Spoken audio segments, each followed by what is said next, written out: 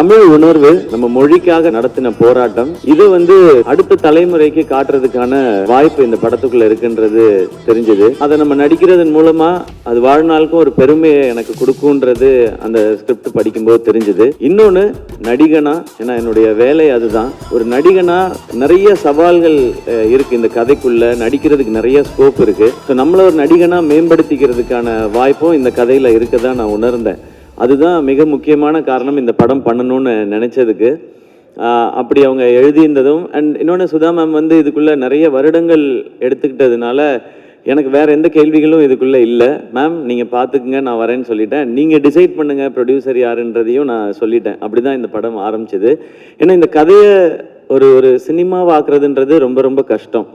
ஏன்னா இது ஆக்சுவலாக ஸ்கிரிப்ட் பண்ணும்போது சினிமாட்டிக் லிபர்ட்டி எடுத்துக்கிட்டோம். அது அந்த முன்னாடியே சொல்லியிருப்போம், இது அப்படியே இருக்குது, எல்லாமே அப்படியே நிஜம்ன்றது இல்லை.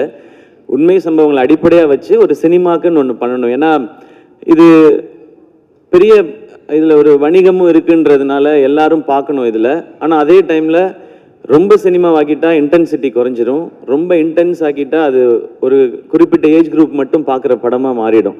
இந்த சவால் தான் மொத்த டீமுக்குமே இருந்தது. இதுதான் ஆடியன்ஸ்கிட்ட ப்ரெசென்ட் பண்ணும்போதும் இருந்தது. ஏன்னா இன்னைக்கு இருக்கிற ஜென்சின்னு நம்ம சொல்கிறோம், அவங்களுக்கு இதை பற்றி நிறையா தெரிஞ்சிருக்கிறதுக்கான வாய்ப்பு இல்லை.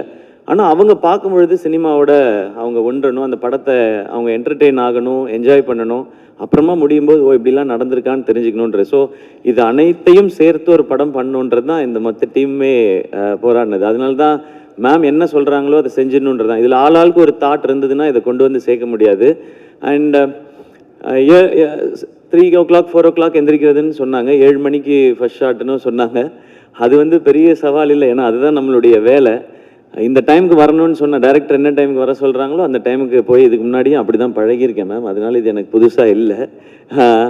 அண்ட் மானிட்டர் பார்க்க மாட்டேன்னு சொன்னாங்க, அது டாக்டர்லேருந்து பழக்கப்படுத்திக்கிட்டேன் நான். ஏன்னா ஒரு வருஷமோ 2 வருஷமோ டைரக்டர்ஸ் உட்காந்து எழுதி என் கேரக்டர் இப்படி இருக்கணும்னு யோசிச்சிடுறாங்க. அவங்க யோசித்து எடுக்கும்போது அவங்களுக்கு தெரியும் அது கரெக்டாக இல்லையான்னு சொல்லி. டைரக்டர் ஓகேன்னு சொன்னால் எனக்கு அது ஓகே, இல்லைன்னா அது நாட் ஓகே, அவ்வளோதான் என் மைண்டில் இருக்குது. நான் போய் மானிட்டர் பார்க்குறதே இல்லை.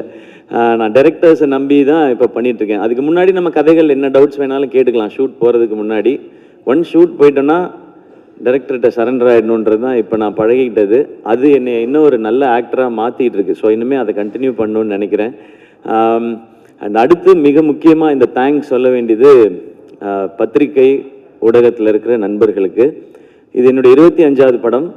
ப்ரெஸ் மீடியாவிலேருந்து இவ்வளவு அப்ரிசியேஷன்ஸ் இது வரைக்கும் எனக்கு வந்ததில்லை. அதுக்கு ரொம்ப ரொம்ப பெரிய நன்றி.